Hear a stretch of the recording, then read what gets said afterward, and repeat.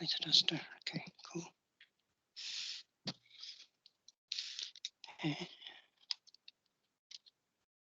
Okay, so if you can't see, I can just let me know. I can move the camera closer. Okay. Can see the whole board.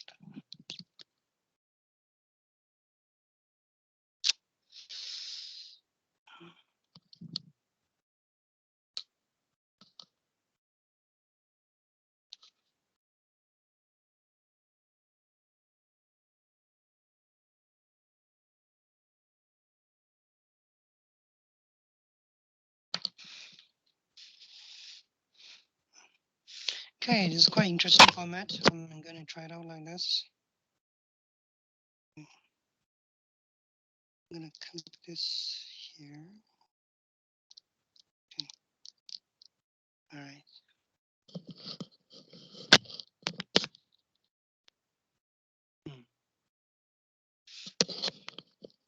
All right. How many of you have already seen my questions? I have a whole set of questions.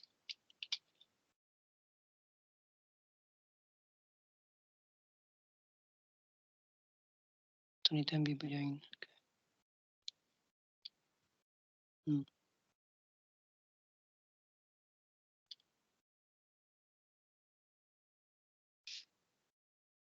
All right, so I need you to open the question document because I'm not going to project the document.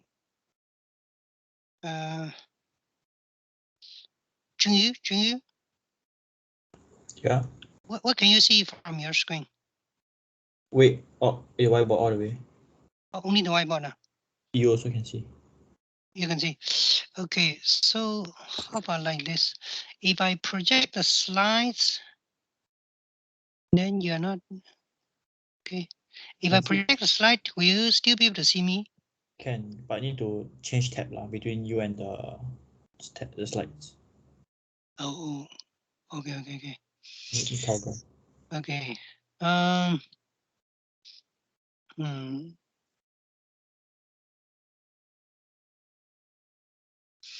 Okay, how about like this? How about everyone, you just open the question slides, okay? The set of question slide.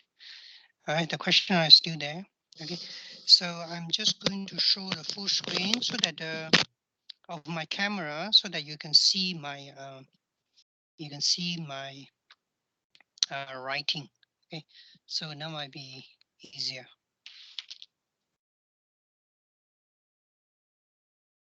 Okay.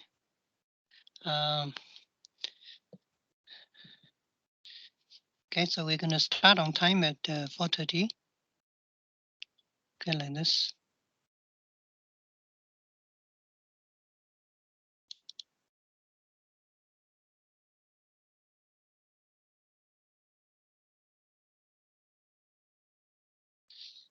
Oh, that's another.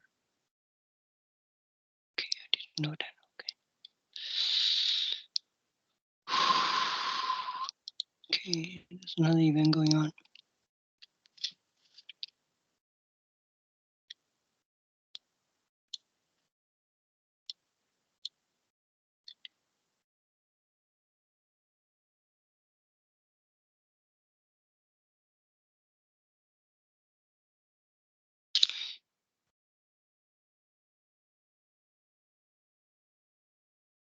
Okay, so right now we have exactly 11 students with us.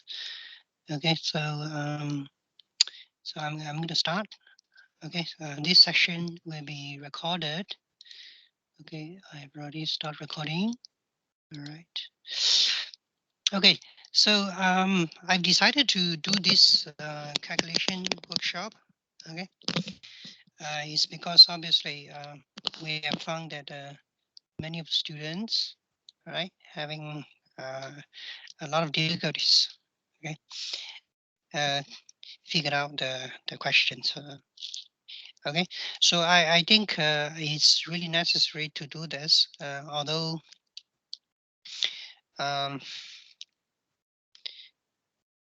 yeah, I think there's no drawback actually for this. All right. Um, so I'm going to give you a whole set of different conditions, like a different scenario to do the calculation. All right. And if you have any questions, you can just voice out so that I can pause and explain. Okay. So otherwise, if there's no questions, I will just continue to explain the whole set of slides. I have about 11 or 12 slides. Okay, so and then I will explain each of the question and how to apply the formula and how to solve and the question. Okay, so all the question I came up with are all very, very practical questions. Okay, so those are the questions you might encounter in the lab when you're doing FIP project or other kind of project. All right, I really hope this will help some of you, right? And obviously not all of you, right? Because, but if you find that you need an extra explanation, okay, feel free to contact me so that we can discuss, address your questions. All right, the first one I'm going to show you is the slides and it's a basic formula. Okay, so I realize some of you actually did not take the chemistry, did not take chemistry 2. Okay, so the first one, the first formula I'm going to introduce is the definition of molarity. Okay, so molarity, okay, molarity, the units is molar. Okay, so it's equal to number of moles. Okay, number of moles. Okay, divided by the volume. Okay. Okay, so here number of mole. So here is the unit is mole. All right, the volume, standard volume is liter. Okay, can you see my writing? Yes. Okay, now very good. So I just make sure I don't block it. All right. So this is a standard definition of molarity. Okay, number of moles in a fixed volume. Okay, so in this simple equation, all right, and a lot of times, right, we need to use this molarity, and a lot of times the buffer condition, okay, is given in molarity, how many molar. Okay, so in this simple equation, right, you can do a manipulation. Okay, so which means number of moles. Okay, you can do a very simple manipulation. Number of mole, okay, will be equals to molarity,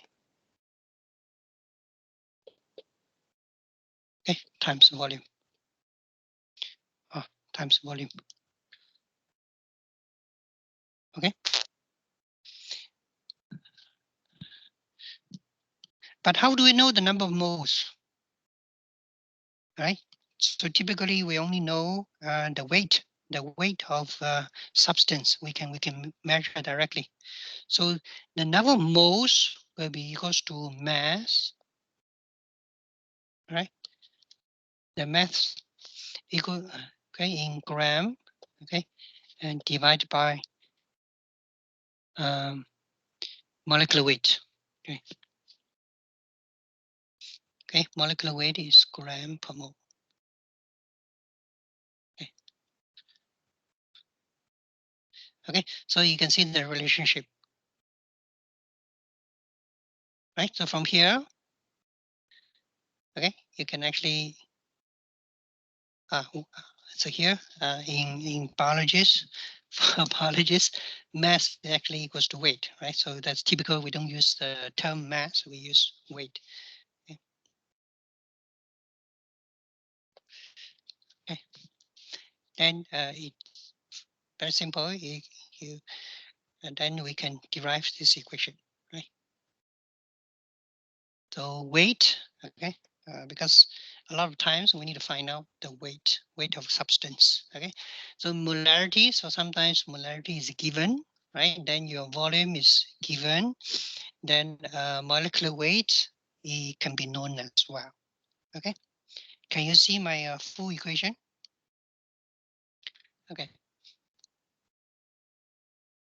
Okay, so that's a very important equation when we want to prepare solutions. Okay, because we need to prepare solution, you know, the molarity will be required.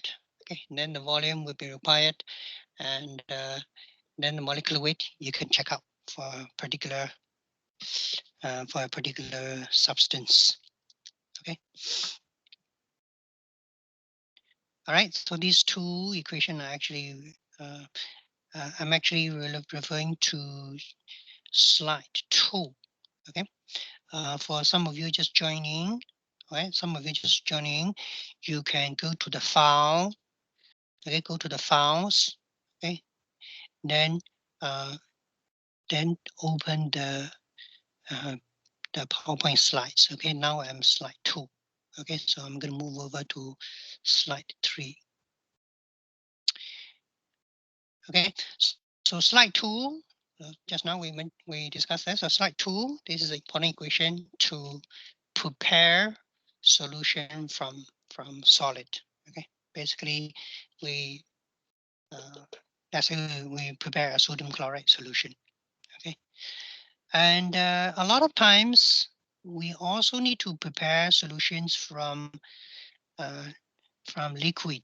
Okay, from a stock liquid. Okay, which means the substance is already in a solution form. We just need to mix with something else so that the volume and the molarity will change. Okay, so this is actually more common type of calculation. So now I'm at slide 3. Okay, so this is actually a more common type of calculation. All right, and maybe let me turn on the room light.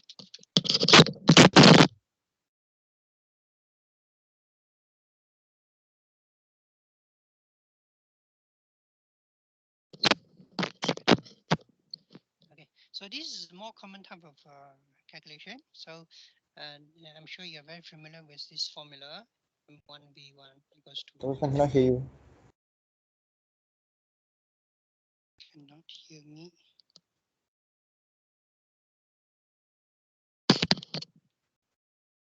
Okay, can you hear me now? It's off. Huh? Still off. Can you hear me now? Okay lah. Okay, you might need to turn up your speaker volume. Okay, sorry. So this is the very important equation we are talking about. This we're using this equation all the time because um, because to transfer one solution into another, this is much more convenient. All right. So a lot of times in the lab, so we prepare a stock solution. Okay, and to add into this working solution.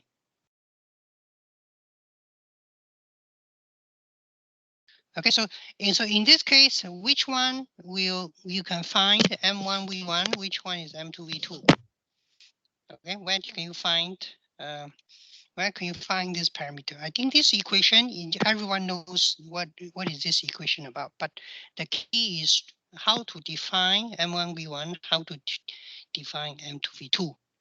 Okay, so basically M1V1, right? So here the definition M1V1 is referring to original solution. That means the solution um, with higher concentration. Okay, and typically the volume is less. And M2V2 refer to final. So this one is final or working solution. Okay, that's okay. Then the M1V1 side is stock. Okay, which is higher solution. Okay, so this solution, you can see this type of solution transfer can appear in many different formats. Okay, so in the subsequent slides, I will give you some typical scenario and about these solution preparation or even the setup of enzymatic reactions. Okay, so see how we can apply this equation and to solve the problem.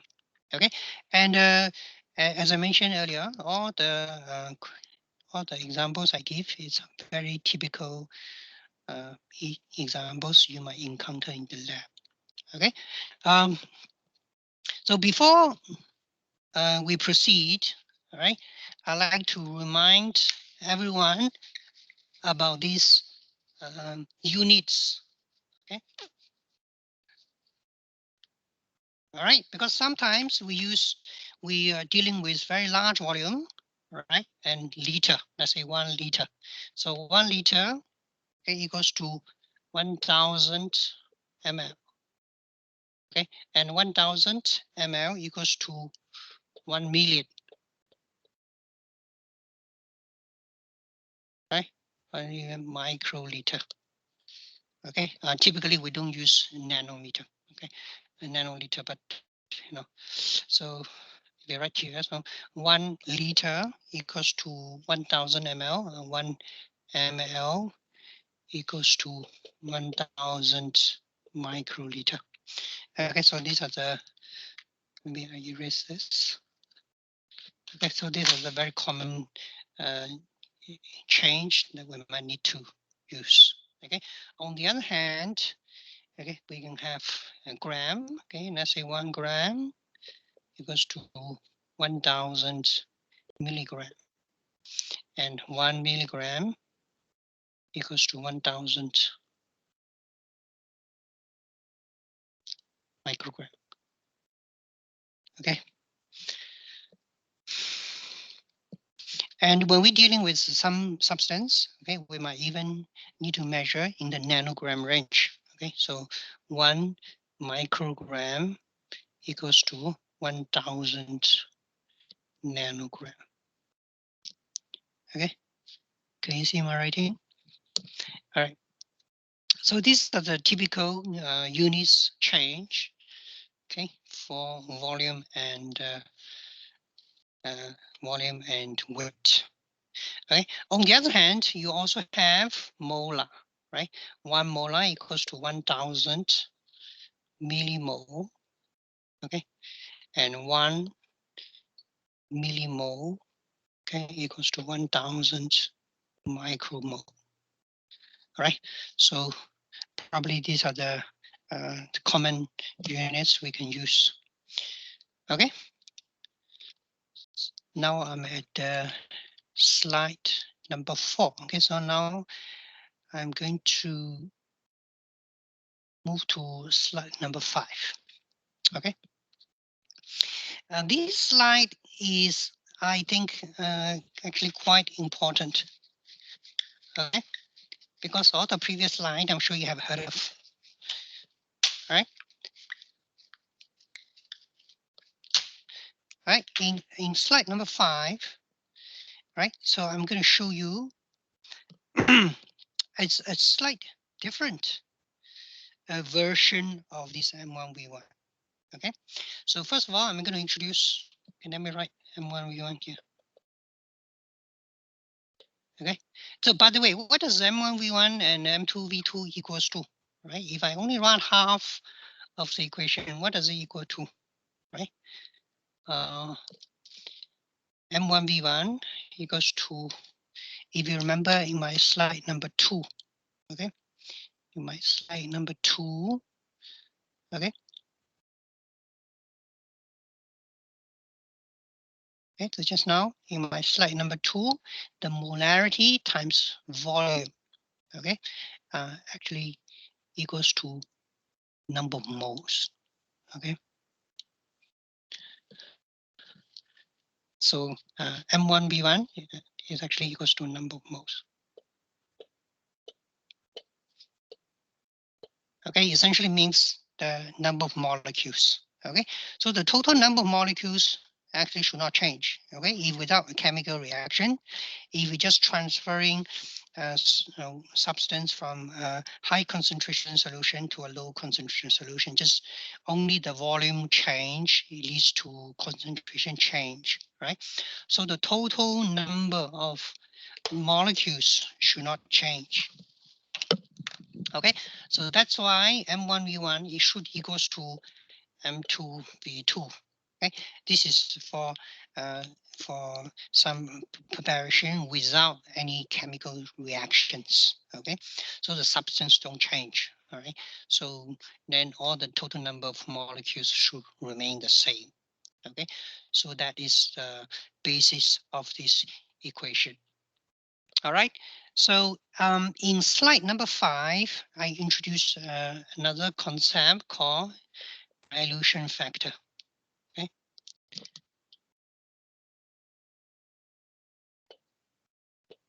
dilution factor. Sorry, so we very often we hear this concept, dilution factor. All right, so dilution factor basically means you want to you take something. All right, you add in water to make it more diluted. Okay, then if you take the final volume, okay, if you take the final volume, right, divide by the original volume of the solution you added in, okay, which is V1. Okay, so that will give you dilution factor. Okay, in short here, DF equals to V2 V1. Okay, all right. And so if you based on this equation, right, a little bit boring, a lot of maths involved. Right, if you based on this equation, right, V2, right, V2 divided by V1 actually equals to, right, equals to M1 divided by M2. Okay, so that's quite important way of doing calculation. All right. So later on, I will show in some scenario where you can do this calculation very easily, right? So if you're not really given a specific volume or did specific concentration, but just given a dilution factor, okay, just given a dilution factor, okay, so then you can easily do the calculation according to dilution factor using this simplified equation, right? So for example here, so V1, if you based on this half of this equation, right? So V1, right, it will be equals to V2 divided by the dilution factor. Okay, or here M2, okay, equals to M1 equals to divided by dilution factor. Okay, so sometimes using this version of the formula, it can be much easier. Okay.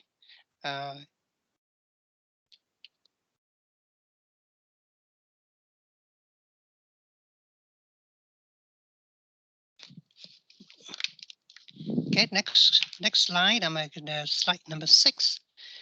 Find the required V1 in PCR reaction. Okay, so this is already example of questions really. Okay, I'm at slide number 6. Right, I'm at the slide number 6. Find the required V1 in PCR reactions. Okay. Okay, let's keep this formula here. Keep the two formula. Okay, keep the two formula here. Let's see whether you have enough space to write. For example, I'm at the slide number 6. The question here is to prepare 50, right?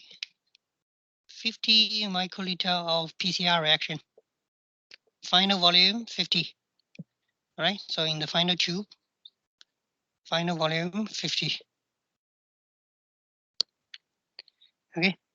The required magnesium concentration, magnesium chloride concentration in the final tube. Okay, in the final tube. Okay, the volume is here. Then the magnesium chloride concentration 2.2. Okay, can you see my writing here? Okay. Thank you. Okay, good. So that's the right. So 50 and 2.2. What can we say about this? Is it a M1 V1 or M2 V2? What do you think? It should be? M1 V1. No, this is a final. Can you see the keyword? This is the final. Okay, final means, it means after, isn't it? Okay, then the other keyword in the next sentence, the keyword in next sentence, stock. Okay, stock solution is stock magnesium chloride is 25 millimole. Okay, so if I mention stock, all right, then it tells you this 25 millimole should be M1 or M2. M1. Yeah, M1, right? So M1 typically is higher concentration. Okay, tell you this is stock, right? M1 is related to stock. Get them right here. Okay, so this side is stock. This side should be final or working solution. Again, eventually, and typically this one, this M2 here is lower concentration and M1 here higher concentration. On the other hand, V1 typically lower volume and V2 larger volume, right? So that small times big equals to big times small, you see, inverted. Okay, so here you can see M1 will be his, and this magnesium chloride again is in the final solution, right? It should be M2. Okay, and how about the PCR volume 50 microliter? Is this M1 or V? Is this V1 or V2? V2. It should be V2, right? So this one should be V2. Okay, that's it. So if you figure out this, then everything else is very straightforward.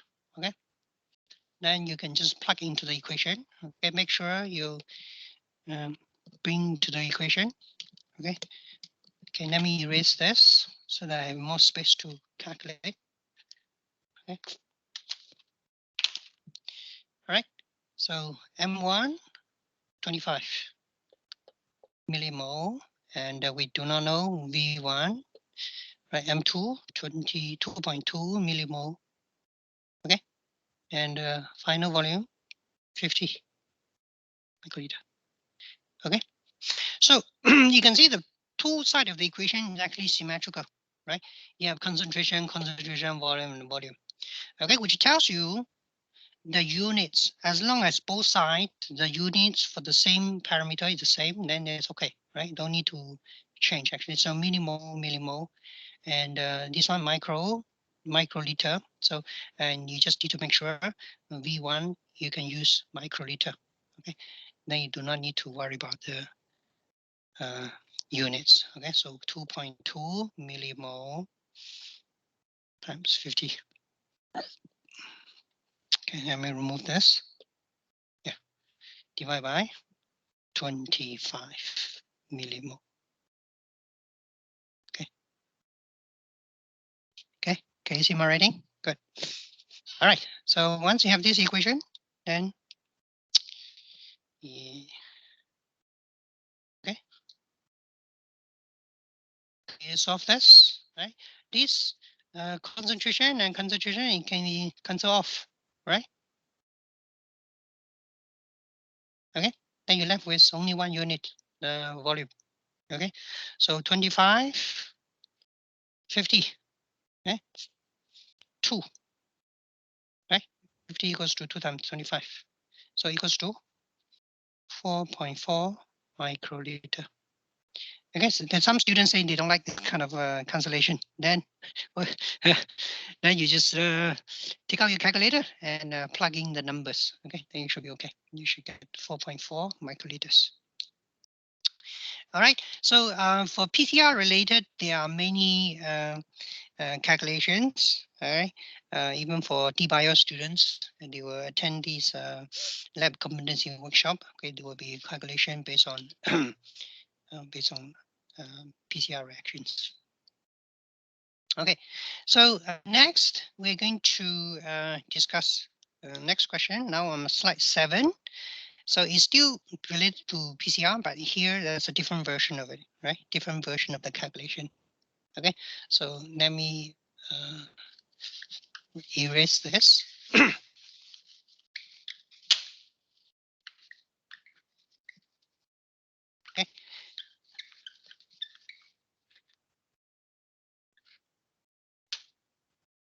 Number most. Okay, let me make it symmetrical. M2V2. Okay.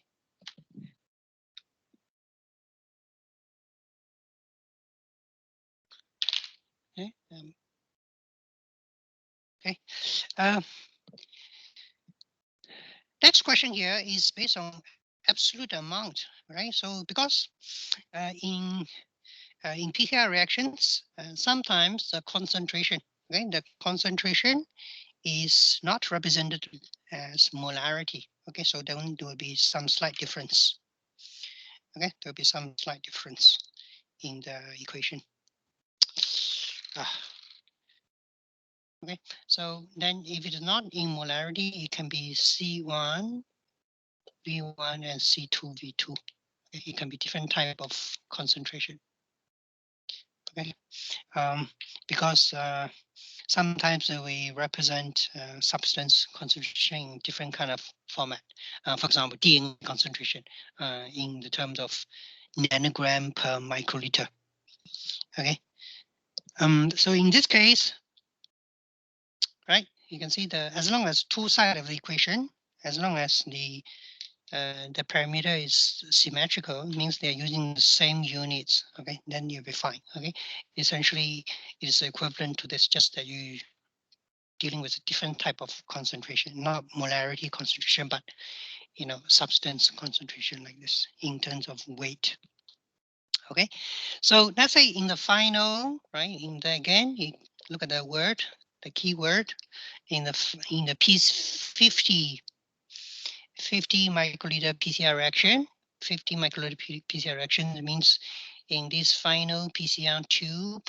Okay, here is 50 microliter. Okay, the required amount of DNA is 500 picogram. Okay, and the concentration of the template DNA is, okay, the template is 20 nanogram per microliter. Okay, and a lot of times when we given this kind of question, then students suddenly lost. They don't know what to do because this is not a standard format of M1, V1, M2, V2. Okay, because here the concentration here, right, is not given. Instead, they are given an absolute amount, which is 500 picogram. So suddenly they feel lost. They don't know what to do.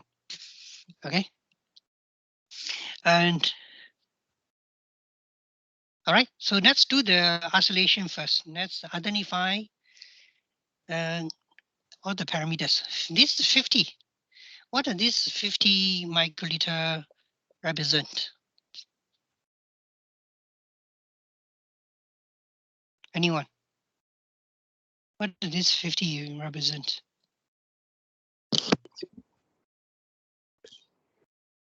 Please don't write. I can't see. Yeah, just turn on your mic and speak.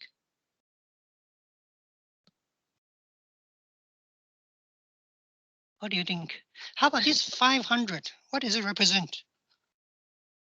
Right? And this template, 20 nanogram per microliter. What does this represent? Suddenly, in this kind of a non-standard condition, students suddenly lost because they don't know what to do already. Okay, so can anyone tell us what does this represent? This, how about this 50? What is it? This 50 should be the final volume, isn't it? So the final volume should be V2.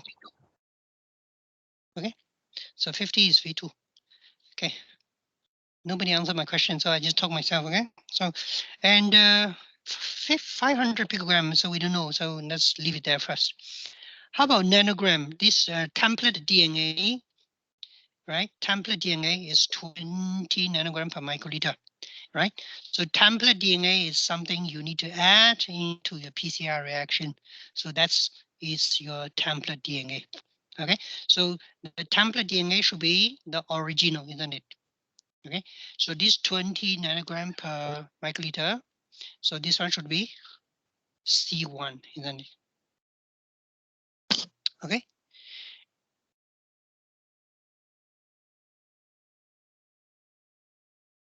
All right. So you can see you have C1 already. This one you have, and you have V2. And you want to find out the amount of the volume of DNA to add, right? Which means V1, isn't it? So this one we need to find out. But the question is, what is a C2? You do not know what's C2. Okay. So how to find a C2? Okay. So you can see C2 is a concentration. Concentration means amount in a volume. Okay. You already know the amount and you know the volume. Okay. So, and in a way, you already know the concentration of C2. Okay. So if you do this standard equation again, so right, C1 equals to C1 we already know 20 nanogram. Okay. 20 nanogram per microliter. Okay, times V1. Okay, and C2 is actually amount 500 picogram per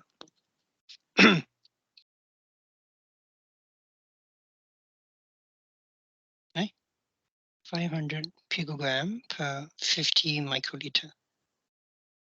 Okay, so this is C2, right? Amount divided by volume. Okay, equals then multiply V2. V2 is 50 microliter. Right. So very quickly you realize 50 can cancel off.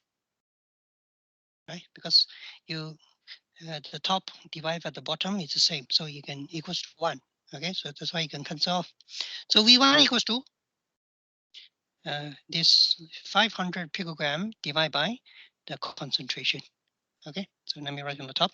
So V1 equals to 500 picogram divided by 20 nanogram per microliter. Okay, so this kind of equation is a little bit difficult to manipulate. Okay, and again, some students do not know how to do this. So first of all, you have to settle the units. Okay, picogram and nanogram. So 1 nanogram equals to 1,000. Okay, picogram. Okay, so you can write here 20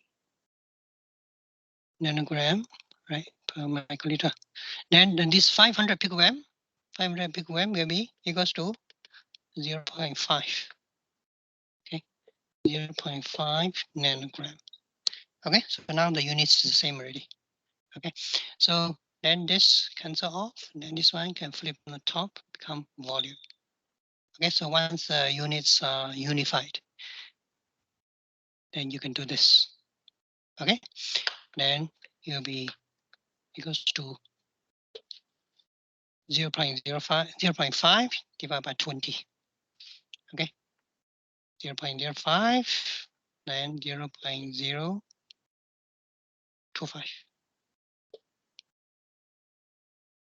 microliter per liter. Okay, but that's the required volume. Okay, so in the actual scenario, this volume may be too little to actually take it use too accurately, and then you might need to dilute. You might actually need to dilute your DNA sample. Okay, make it less concentrated so that you can take that accurately. Okay.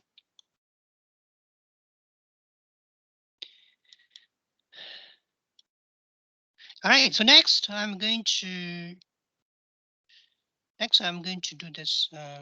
I'm going to discuss slide number 8. Okay.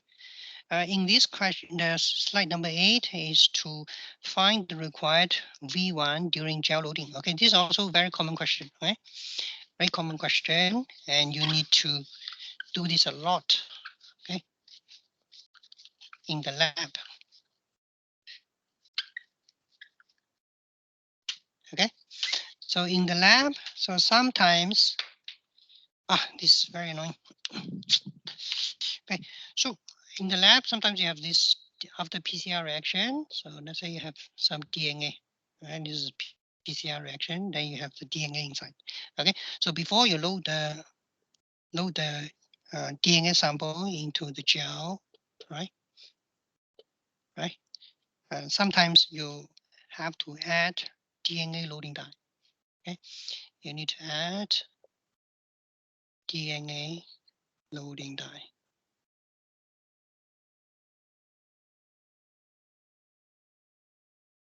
Okay, and but of course nowadays in so in some PCR reagents already have the loading dye, so you can after the PCR you can load straight away. So then you will save you one step. Okay, so like in lesson 12, in lesson 11, after you do the colony PCR, right, the reagents we use actually is called green master mix, already contain the tracking dye, already have high density, has glycerol inside. So you can straight away, after the PCR reaction, you can load straight away. Okay, so for example, if you need to add, if you do need to add the 6 times loading dye, then how to do the calculation, right? Sometimes you're not so fortunate, or it is a different type. You just add a DNA sample. So that's just DNA sample. Okay. Okay. So then how to do this? So in this case, you may want to use the equation I introduced just now using the dilution factor methods. Okay, dilution factor equals to V2 V1.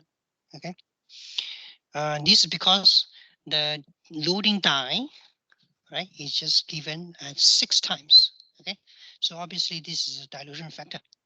Okay, it is not an absolute amount of the it's not the absolute value of the molarity. It's rather than a relative concentration. Okay, means original dye, right? Original dye added right here, right? Original loading dye, LD, right? Added into this. Okay. Okay. So can you see the volume of the loading dye added will be V1. Okay. And the key here is what is V2? Okay. In this case, what is V2? Okay, so that's the question here. The DNA loading dye is 6 times. Typically, 12 microliter of DNA sample should be loaded into each well. Then how do you prepare the PCR sample? Okay, so you can see they already give you a hint. 12 microliter of DNA sample should be loaded into each well. That means the amount of the volume you need to add into well is 12 microliter. Okay, so which means which means 12, right? So which means V2 right, is 12 microliter. Okay, then what is the loading die? 6 times. 6 times means your dilution factor is, okay. If it is 6 times, then dilution factor should be 6, isn't it? Okay, so V1 equals to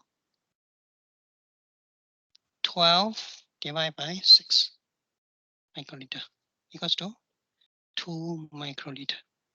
Okay, which means at the loading die here, you add 2 microliter of loading die plus, okay, adding to how much? Okay, total is 12. Okay, then you need to minus this 2, right? So it will be 2 microliter of loading die, okay, plus 10 microliter of DNA sample, right? Maybe, so maybe it's a PCR, okay, or other type. So the total volume will be 12 microliter. Okay, so this 12 microliter, once you mix it together, is now ready to be loaded into the gel. Okay. What if I change the question a little bit? Okay, if I change the question a little bit, instead of I ask you, right? I tell you, okay, so what I tell you is still 6 times. Okay, the loading die is still 6 times. Okay, what I tell you, let's say I have 12. Let's say I have DNA sample. I have let's say I have 10 microliter of DNA. Okay, then I ask you how much loading die to add.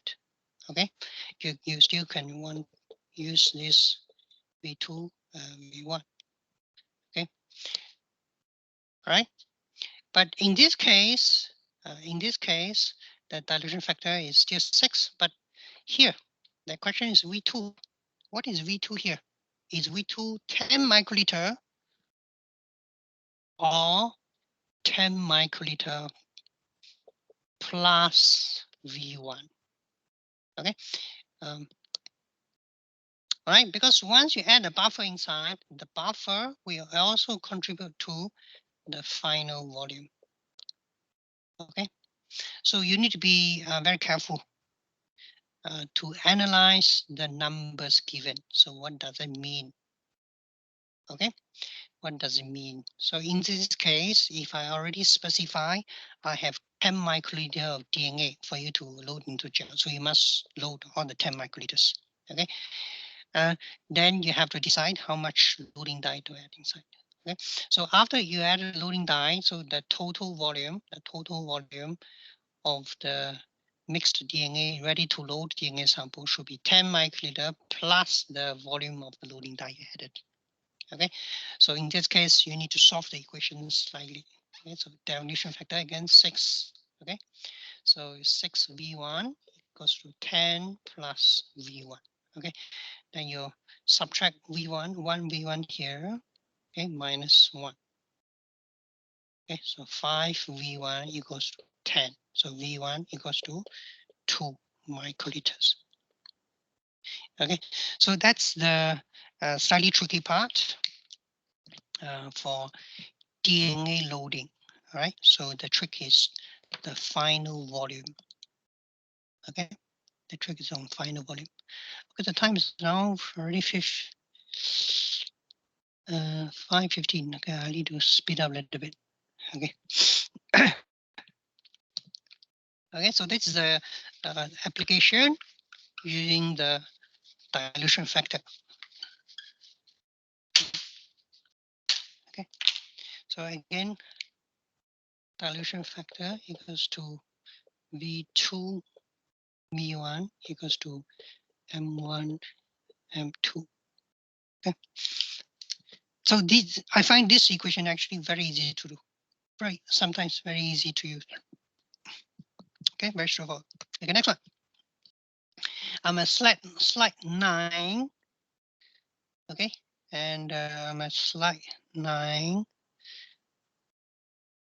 Right. Find the required V1 when preparing agar plates. Okay. Then in this particular scenario, okay, and that's V1 and V2 are very different. The volume difference is very big. Okay, so let's say the question. I read the question here. We need to prepare 20 agar plates. Okay, 20 agar plates with 100 microgram per mil of ampicillin. So you can see you need to prepare. So that should be your final, isn't it? So the final should be 400 ml of agar solution. Eventually you need to pour into the petri dish, so you are set. Okay, then the concentration of ampicillin is 100. Okay, so 100 microgram per ml. Right, so this should be your V2, and this one should be M2. Okay, so this is your final. Okay, and what's the stock? Ampicillin stock concentration is 100. Okay, so stock ampicillin is 100 milligram per ml, right? 100 milligrams. So and this concentration should be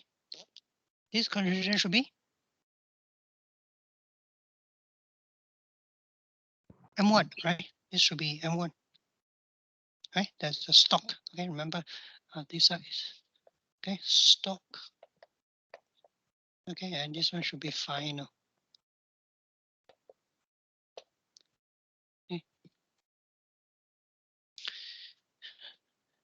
Okay, so how much ampicillin do you add into agar solution before pouring the agar plates? That means what's the volume, right? Basically means what is the volume? Is volume V1. Okay, so you can use this equation. Okay, after you have identify all the parameters of V1 equals to M2 V2 divided by M1. Okay.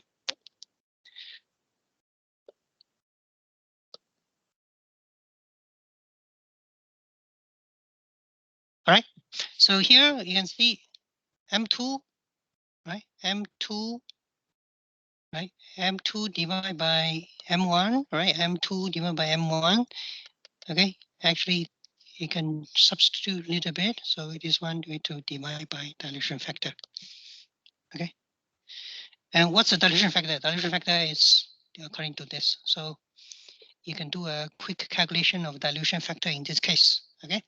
Stock is 100 milligram per ml. And final 100 microgram per ml. Okay. So per ml is same. So you can see microgram to milligram. Right. Then what's the dilution factor? Right. So dilution factor is equals to anyone? And dilution factor equals to? Alamak, nobody listening to me. Okay. Jingyu, Marcos, what's the dilution factor here? Yeah, wait. Microgram to milligram. Okay. One milligram equals to 1000 microgram. Right. So the dilution factor is 1,000. 1000. Yeah. Okay. So you can see in this case, dilution factor is 1000. Okay, which is very big difference. How big is considered big? Okay, as long as the dilution factor greater than 100. Right, typically when the dilution factor greater than 100 is considered very big. Okay, means the volume difference is very big. Then M1 V2, M1 M2, the concentration difference also very big. The ratio is 100. Okay, so in this case you can do some approximation.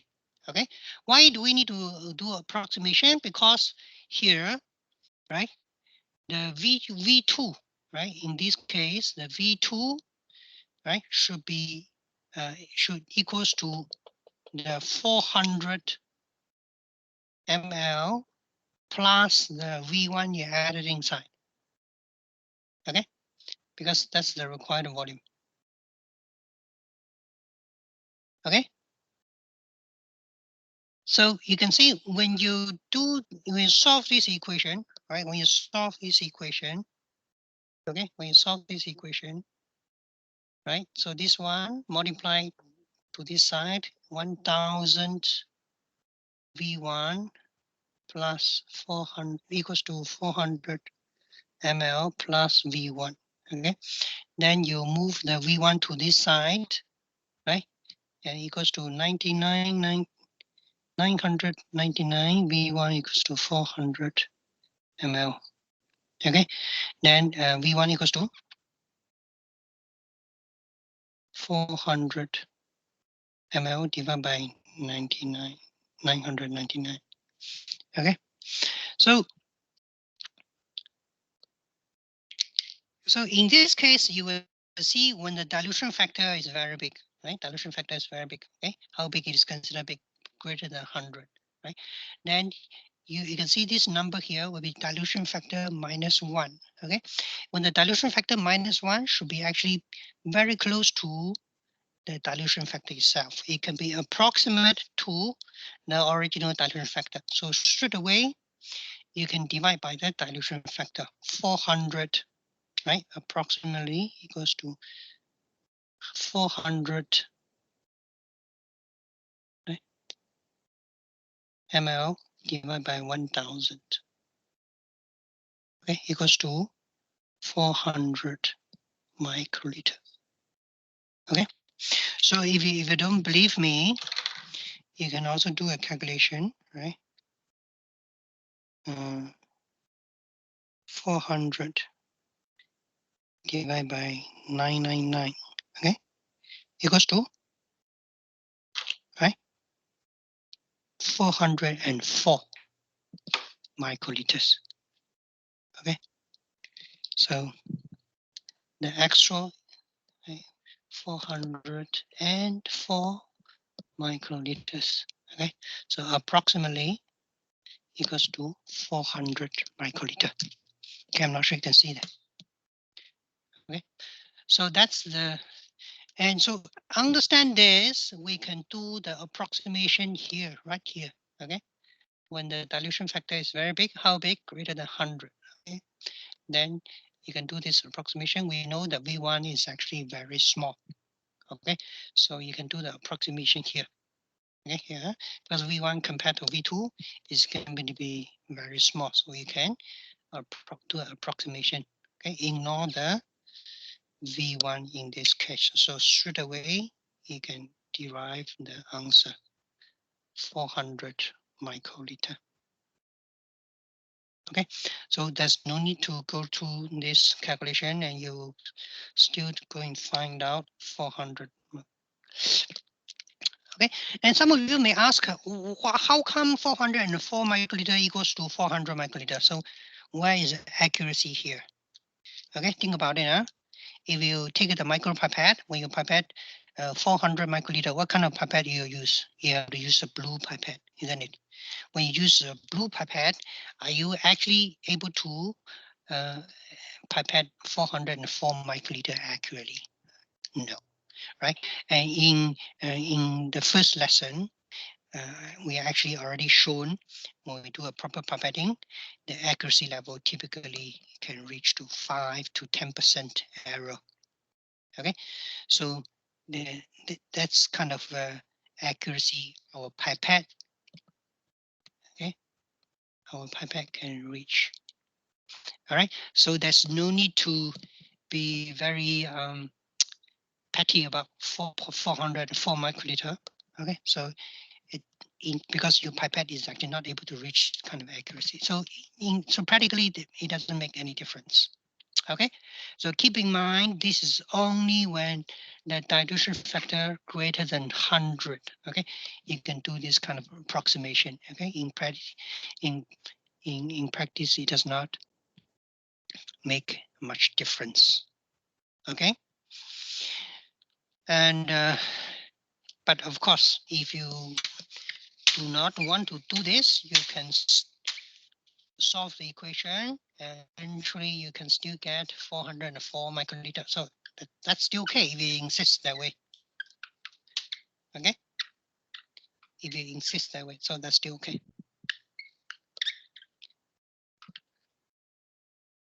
Okay, so next I'm at slide number 10. I need to speed up a little bit. Okay, I'm at slide number 10, question number 6. So find the required V1 during Mealy induction. Okay, so in lesson, for example, in lesson 12, we're going to do this Mealy induction. Okay, so the parameter here, the bacterial volume, cultural volume, 200. Okay, 250 ml bacteria. Okay, the required concentration of inducer IPTG. Okay, you add IPTG, all right, to a final concentration of 1.5 millimole. Okay, 1.5 millimole. Okay, and what is the stock concentration? Okay, stock IPTG stock 100 millimole. Okay, so so how much IPTG you need to add? Okay, so basically here, right? So we need to find volume of stock IPTG need inside, right? So the IPTG stock is concentrated one. Okay, so this is a concentrated one. So how much to add inside, right? So original volume, right? Original volume is M1V1, right? So the 100 millimole here, this one is M1, right? So what we need to find out is V1. Okay, here, this the bacterial culture volume 250 ml. Then the required, right? The required concentration 1.5 millimole. Okay, 1.5 millimole. So how much to add? So this one should be 1.5 millimole. This one should be M2, isn't it? So this one should be M2. So the question here is, what is what is V2 here, right?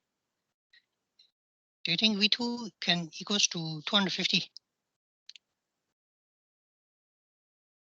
Because this is V2 is a cultural volume, right? So the question is, can we ignore the IPTG? Can we ignore the IPTG at the inside? Can we just take 250 as the final? Can we do that?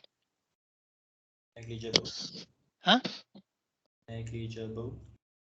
We don't know, because just now what I said is the judging criteria is for dilution factor to be greater than 100, right? Okay, or around 100. So in this case, can you tell what is the dilution factor? Can we use M2 and M1 to find Yeah. dilution? Correct. So dilution factor equals to M2 is 1.5, and so M1 is 100. So dilution factor is 100 millimole divided by 1.5 millimole. Okay, so can somebody do a quick calculation? 100 divided by 1.5. Okay, 100 divided by 1.5 equals to 66.67. So is it? Can we ignore? Cannot. Cannot. We don't ignore. Okay, because not big enough. Okay, to be safe, not big enough. So then we don't ignore. So then V2 equals to So V2 will be equals to 250 plus the V1 added inside. Okay, so that's our equation. Okay, so that's our equation. All right, so we can straight away use this. So just now we already calculated 66.67 equals to V2 250 ml plus V1. Okay, divided by V1. Okay. Okay. All right. So, and how to solve this equation? This one move over. All right. This and this one move over. So 66.67 V1 okay, equals to 250 ml plus V1. Can you still see my writing? Okay, let me turn it. Okay, can you see? All right. So this one's move over or subtract both sides by V1. Okay, so it will be 66.67 V1 minus V1. Okay, equals to 250 ml. Okay, then so 66 then becomes 65.67, right? V1 equals to 250 ml. So V1 equals to 250 divided by 65.67. Okay, so can someone press 250 divided by 65.67? Okay, equals to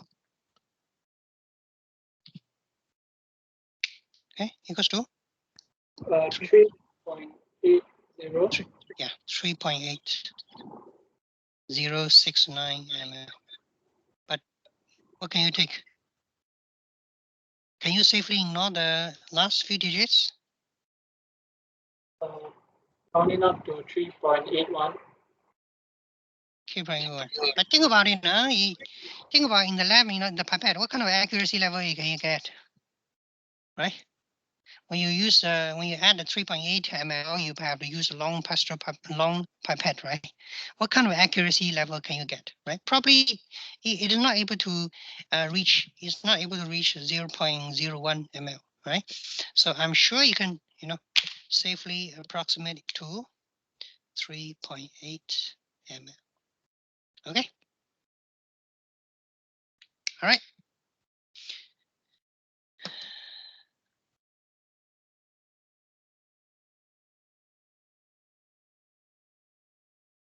Okay.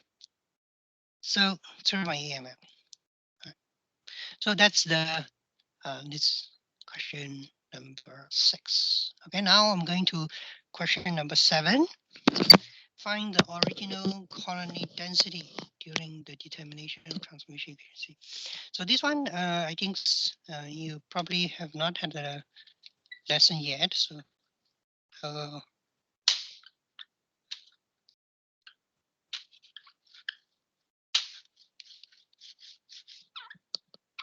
right.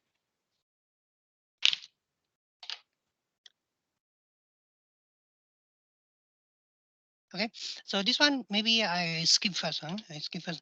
The transformation efficiency equals to number of colonies. Okay.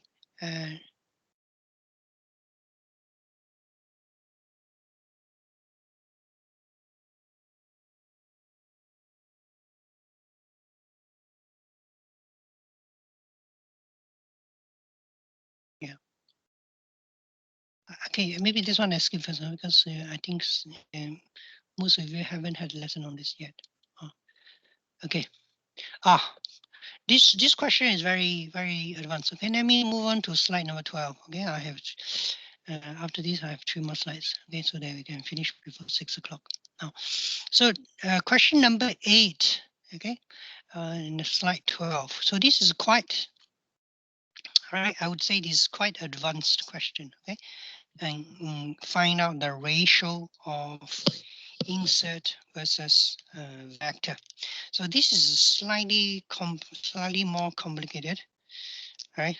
And it does not seem to fit into our this because we are calculating the 2 substance. You're adding the same time into the final volume. Okay, it is not this one substance equation. Okay, so so you can see this case, the total amount of DNA, right? The total amount of DNA you need to add is 100 nanogram. Okay, 100 nanogram, and calculate the required amount of insert vector into the ligation.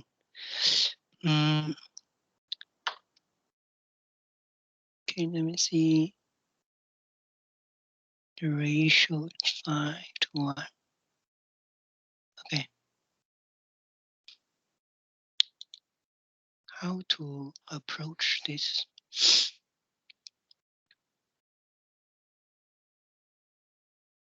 All right, so let's first see how to get the ratio. How to get the ratio? The ratio in terms of number of molecules. So here there is you need to see the amount, the weight of the DNA you added in terms of nanogram, right? It is different from the number of molecules you added in. Okay. So this is the concept you need to see. So let's see here, all right? The insert, okay, insert is 750 base pairs, okay? Okay, and vector is 3,000 base pairs. Yeah. So you can see one molecule of insert is this long, and one molecule of vector is this long, right? Okay, so think about it. If you have equal number of molecules, what is going to be the weight ratio?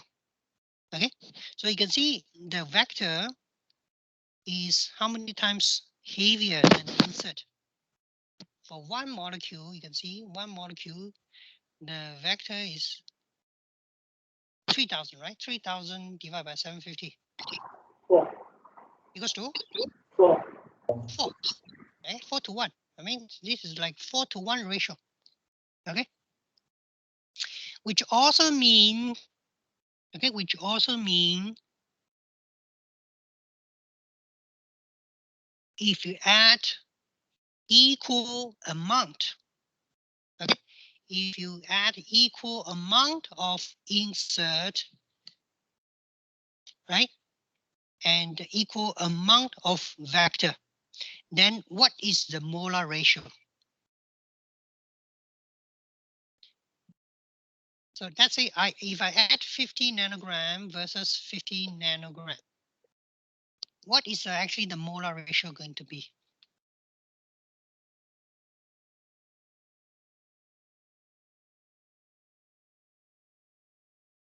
One is to 4. It's 1:4 or 4:1?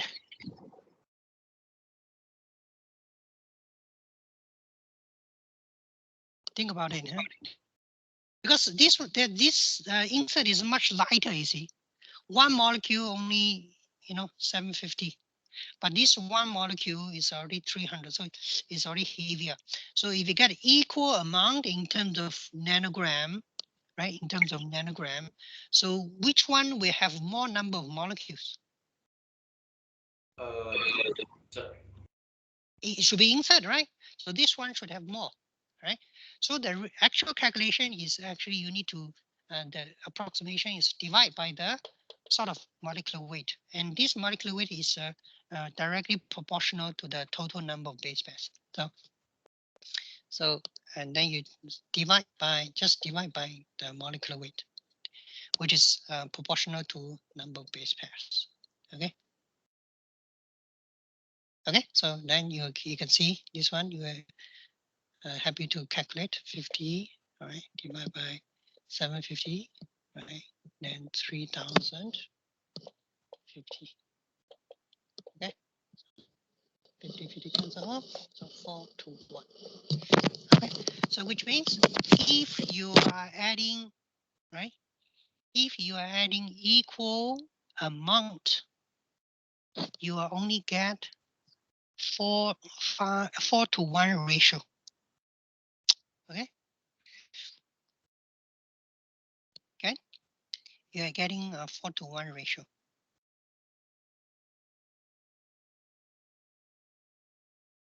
Okay, so you can see the question here is slightly more complicated, right? So if okay, let me change the question. Let me simplify the question. So for the insert and vector ratio, if I change to 4:1, okay, instead of 5:1, okay, 5:1 I think more difficult to calculate. So if I change the ratio and cheat a little bit, if I change the insert to vector ratio to 4:1, okay, so immediately we solve the question already. Okay, we just need to add 50 nanogram plus 50 nanogram because the total amount is 100 nanogram. Okay, so if you really want to go to 5:1, you need to do some substitution and put some x and y inside. Then you need to solve the equation. Okay. So if you really want to go for 5:1, okay, so basically means x amount divided by 750, all right, then 100 minus x amount because that's amount of vector divided by 3000, okay, and equals to 5:1. Okay, so this one you can flip on the top. Okay, flip on top, so 4x. Okay, so 4x equals to 5 times 100 minus x here. Okay, do some manipulation. Okay, equal to 500 minus 5x. So you move the 5 over 9x equals to 500. Okay, x equals to 500 divided by 9. Am I right? So 500 divided by 9. Okay, equals to 55.5. Okay, so if you really want to achieve 55.5, insert plus 44.5 vector.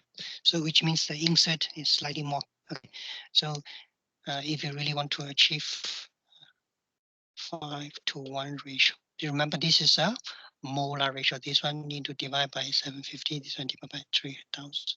Okay, so that's how you solve this equation. So this one is really difficult. Okay, that's why if I cheat a little bit, change to 4:1 ratio. Okay, because it's directly opposite of the weight ratio, so you can guess a number immediately, 50 to 50. Okay. Okay, so next I'm going to discuss next question. Okay, find the amount of agarose required for gel casting. My last year MCB exam question, if you remember. So if I cast 1.2% gel, okay, and the gel volume, right? Volume is 80 ml. Okay, so how much agarose do you need?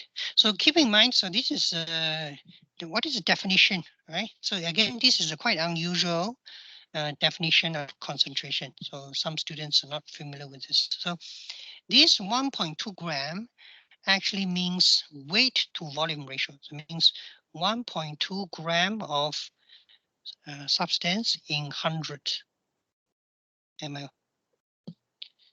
Okay, this is a very practical, okay? Gel concentration. Okay, gel concentration.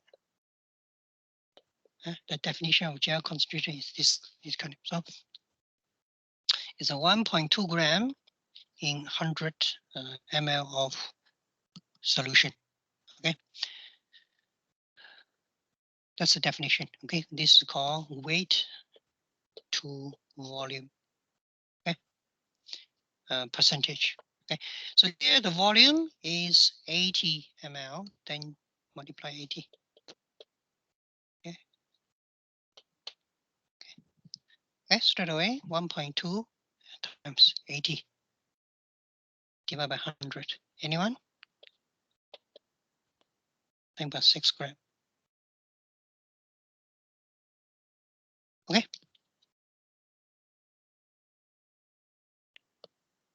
Okay. I got 0.6. It's 0.96.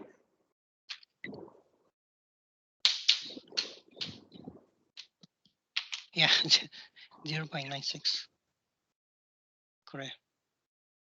Okay, very good. Because 100 ml you need 1.2 gram. Okay, so 80 ml you need 0.96 gram. All right, cool. Thank you, Majida. Okay. Next question also related to the gel. So when you need a cast gel, right? You need to add cybergreen, right? Before you cast gel, you need to add cybergreen. So in this case, how to do the calculation? Yeah. All right. So, right. So the volume of the gel, right? Volume of the gel, 100 ml. Okay. And here the concentration. Here it did not give you the concentration directly, but rather it give you a dilution factor, 10,000. Wow. Right. 10,000 times concentrated. So it tells you the dilution factor is 10,000, right? Which is very good. We like dilution factor, right? Right. Okay. Dilution factor. So in this case, it is dilution factor greater than 100. Yes or no? Yes. Very good. So then we can do the approximation. You ready? Right? Remember, we like greater than 100, right? So if it's greater than 100, okay, then the volume, right? The volume of V1 can be ignored. Okay. Okay. Right. We are finishing very soon. Okay. So the volume of V1 can be ignored. So the V2 is just this. Okay, because actually the V2 should be 100 microliter plus V1, but we know this V1 is very small. Okay, it's going to be very small. So we just ignore the V1. So the V2 is going to be 100 ml. Okay, so straight away, all right, and V1, right, the V1 equals to V2 divided by the dilution factor, 10,000. Okay, all right, so just now we already do this approximation. So V2 is equal to 100 ml. All right, actually should have this plus this small V1, right? Divided by 10,000. Okay, but we already do this approximation. We already know this is very small compared to 100, so we can ignore this. Okay, and equals to, and the calculation become very easy, right? So 100 ml, right? Divided by 10,000. How to do this? So you can change the because not enough division, so we can change to microliter, right? So 1 ml is 1,000, right? Okay, 1 ml is 1,000 microliter. Then you have enough digits to do the division. Okay, 100,000 divided by 10,000. Very straightforward. Okay, or you can punch the calculator.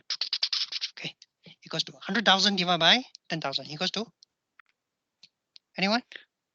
Just me. 10 microliter. Okay, so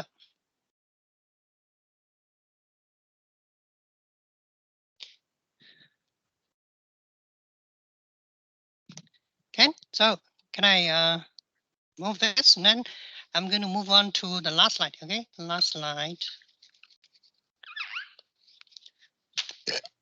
Sorry. Okay, last slide.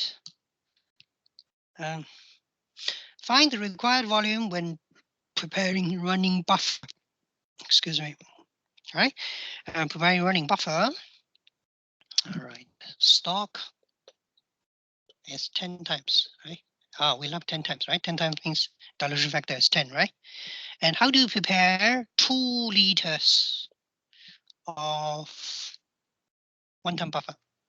Okay, 2 liter of one-time buffer. All right, so from 10 time to 1 time, we left this, right? Then we know. Okay, so we know. So dilution factor. How much is dilution factor? Dilution factor equals to from 10 to 1, right? So dilution factor equals to 10. Okay, very good, right? So this is 10 equals to V2 divided by V1, right? So in this case, okay, you can see V2, right? V2 is the required amount, the final amount, right? The final amount is 2 liters. Okay, so V2 is 2 liters. Okay, and V1 equals to 2 liter divided by 10 equals to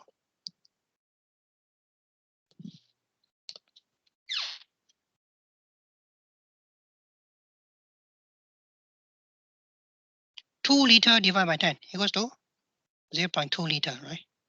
Which is 200 ml, right? Which means you need to add 200 ml of V1, right? Which is the V1 is original stock, right? Original concentration, the 10 times concentrated buffer. Okay, at 10 times, okay, 200, right? Then ml, then you top up, right? Top up how much in order to reach final volume 2 liter? Okay, because here in this case, the dilution factor is only 10. Can we ignore the V1? Can we ignore V1? Cannot, right? Because the volume is actually relatively close, so we have to do the approximation. We have to do this calculation. So 2 liter minus 200 ml equals to 1.8 liter of water. Right. So you need to add 200 ml of the concentrated one, 10 times concentrated. Okay. Then you top up water basically to dilute. So eventually you reach the one-time solution. Okay. So this is so this is the last slide. So I think I have covered all the topics I prepared. Okay. All the scenarios I'm prepared. Okay. It does not mean I will cover all this in the exam, but I'm sure you will find this useful for your future lab work. Okay. All right. So I'm going to stop here to see any questions. Okay, because it's already almost 6 o'clock. I gotta go home. Bye.